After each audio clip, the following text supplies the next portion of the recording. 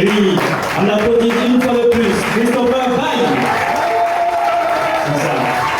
Et oui, il est écrit, et ce soir il a écrit. Alors, rapidement, on va enchaîner. Est-ce que ça va? Oui, ça va. Qu'ils reviennent? Oui.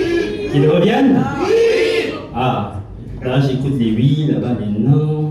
Oui, oui. Non, oui, oui, non, non, oui. Que le slam! De toute façon, ce soir, c'est le slam qui gagne. On applaudit très très fort pour Christopher Baye.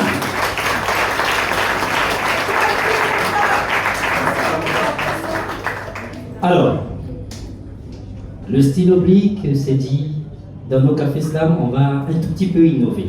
Nous allons innover.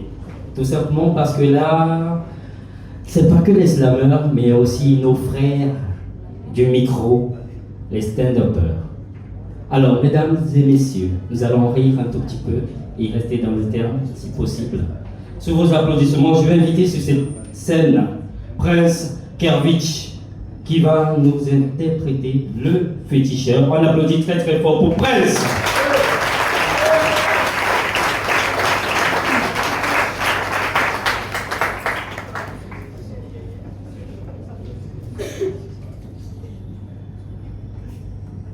Bonsoir. Bonsoir. Voilà, moi c'est Prince Kervich et je suis bilingue. Ça veut dire que je fais deux métiers. Je suis humoriste et je suis aussi humoriste. Avant que je sois humoriste, j'étais chauffeur de taxi. Et depuis que je suis devenu humoriste, je suis toujours chauffeur de taxi. Ça n'a pas changé.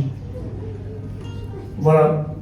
Je ne sais pas si vous avez remarqué avec moi, de nos jours, les enfants africains sont maintenant ambitieux. Ils rêvent grand, les enfants africains, de rêves qui méritent d'être soutenus. J'étais en RDC et j'ai écouté un enfant de Kinshasa dire à son père, papa, moi après le bac, je vais devenir protocole dans une église. Son père n'a pas aimé. Son père dit, donc moi je vais investir mon argent sur toi, juste pour devenir protocole, va un peu plus loin dans tes rêves. Écoute, pour moi, ton père, je me décide, après le bac, tu vas devenir intercesseur. Vous voyez le niveau de rêve. Mon père, l'ambition, mon père, lui, il est politicien, il a beaucoup d'argent.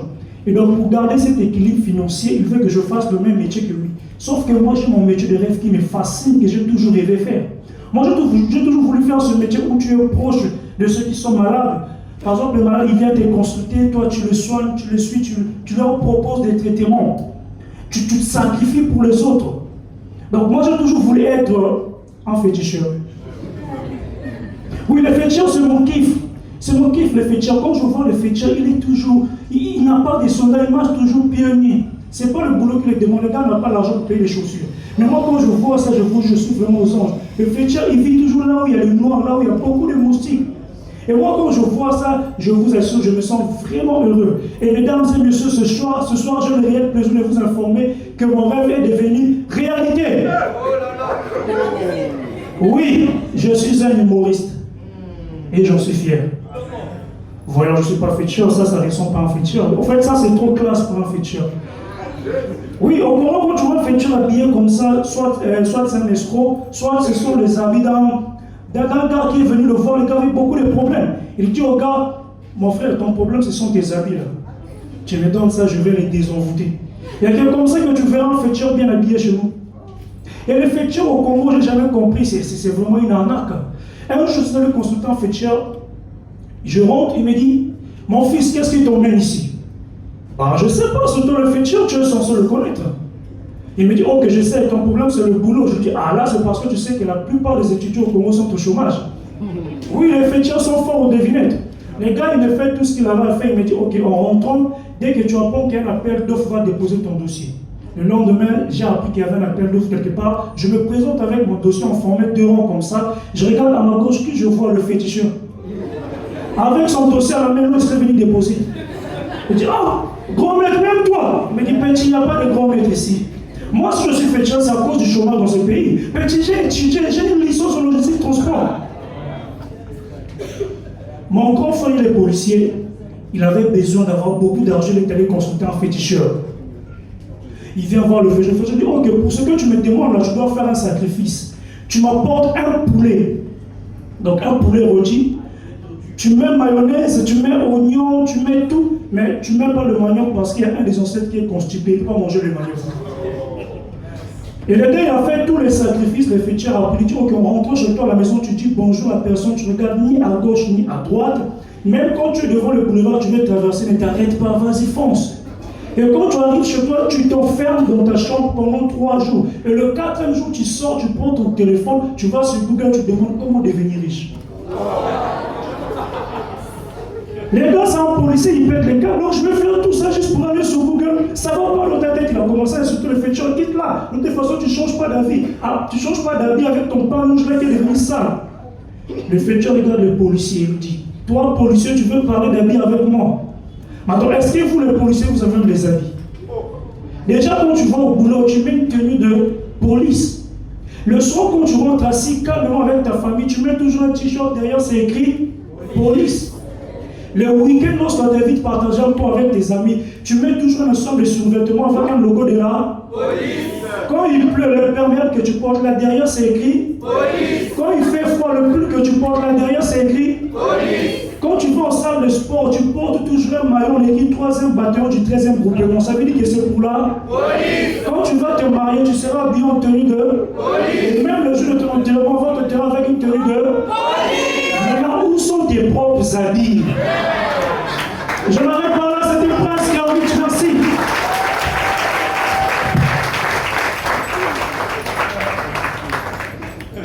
On applaudit une fois de plus. Ok. Merci beaucoup pour la régie. Prince, merci beaucoup, c'est gentil, mais quand même, tu sais, la DGSP est là. Alors, rapidement, nous allons enchaîner avec une enchanteuse. Elle va venir nous enchanter avec les mots. Elle s'appelle Chichi. Aura. Elle ne fera pas de chichi. Elle ne fera pas de chichi, effectivement. Octobre Rose, on applaudit très très fort Chichi.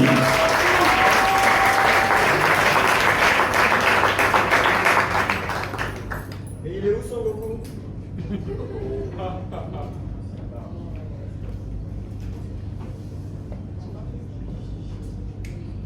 Bonsoir. Que le slam S'enflamme. Il est où son Goku? à l'hôpital, il meurt. Oh là. Il souffre du cancer. Du sein. Je me tiens là, devant le miroir. Une main sur le cœur, l'autre sur l'espoir. J'ai senti une bosse minuscule, presque rien. J'ai ri. Oh, sûrement mon sein veut devenir montagnard. Mais le rire s'est figé lentement comme un lever de peur dans mes veines. Avant, mes seins, c'était des poèmes, des collines d'amour, des oreilles de tendresse, des symboles de féminité fiers et discrets. Puis un jour, ils sont devenus le chant de la bataille d'un silence, un territoire où la douleur murmurait en se battant. J'ai connu la fatigue qui s'invite sans prévenir, les nausées, la chute des cheveux comme des feuilles d'automne. Les cicatrices dessinées en ligne de vie, et j'ai compris que la beauté, la vraie, c'est celle qui reste quand la chair se fane. Non, je ne suis pas qu'un corps malade. Je suis une femme debout, une guerrière maquillée de courage, des cils d'espoir et des angles de volonté. Tu sais, le plus dur n'était pas la douleur, mais ce regard qu'on posait sur moi, ce mélange de pitié et de peur, comme si j'étais déjà morte alors que je dansais encore. Alors j'ai choisi le rose, pas le rose bonbon, mais le rose cicatrice, celui qui ne ment pas, ce rose qui dit « Oui, j'ai eu mal, oui, j'ai douté, mais regarde-moi briller malgré tout. » Octobre.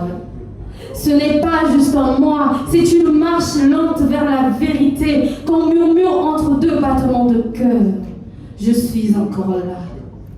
Je suis la fille qu'on croyait fragile, le corps qu'on croyait perdu, la voix qu'on voulait taire et pourtant me voilà debout à résoudre mes blessures avec des mots à transformer ma douleur en alphabet. J'écris pour celles qui n'ont plus de papier, pour celles qu'on a effacées des journaux et des mémoires, pour celles qui n'ont jamais eu la chance de dire non. J'écris parce qu'à force de se taire, on finit par devenir l'écho des autres. Et moi, je veux être mon propre bruit, mon propre poème, mon propre feu.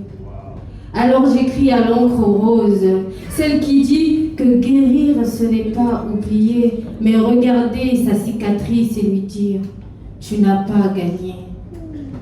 Car chaque femme qui se palpe sauve une étoile, chaque sein sauvé est un battement de plus dans l'univers. Si je tombe, ce serait sur mes 2 pieds, avec un sourire plein de lumière et une phrase tatouée dans le cœur. Le cancer a voulu me voler ma féminité, mais il a réveillé ma divinité. Que le slam.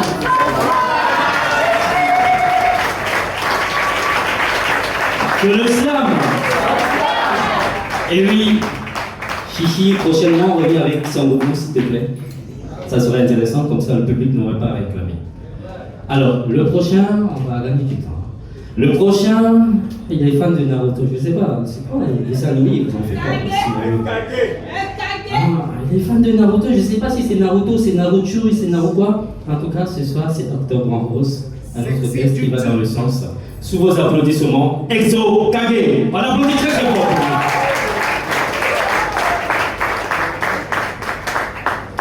Balance-moi Shinra Tensei. C'est le Genjutsu. Et la lumière fut. Bonsoir. Salut. Et que le slam.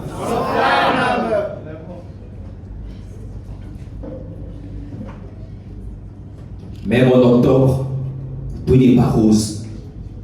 Pour une femme au sein de laquelle le cancer loge, d'un corps malsain, serre dans le sein, serre devient sienne cette lutte que cela cause. Et puisqu'il faut écrire octobre à l'encre rose, je pose mon encrier sur les tétons de la muse et je tête à la mamelle de la poésie les mots et ma plume étant de concert pour pondre des vers saints. Que chaque rime versée soit aussi sacrée qu'un verset, un soutien tous nos saints. Qui se sein de prévention garde sain ses seins, car le cancer n'est qu'un habit qui ne subsiste pas dans l'assemblée des saints, à condition qu'on le dépiste avant qu'il n'accomplisse son dessein. Sainte poitrine de nos mères, c'est à toi qu'on sert ce soir ces quelques vers, car de nos têtes, nul n'a supprimé cette sainte scène dans laquelle tu nous servais du bout de tes tétons. Que tous ceux qui respirent l'eau la femme, car elle est forte, battante, c'est une reine. Que tous ceux qui respirent l'eau la femme, car elle est forte, battante, c'est une reine, tout comme Dieu. Elle prend soin de ses seins.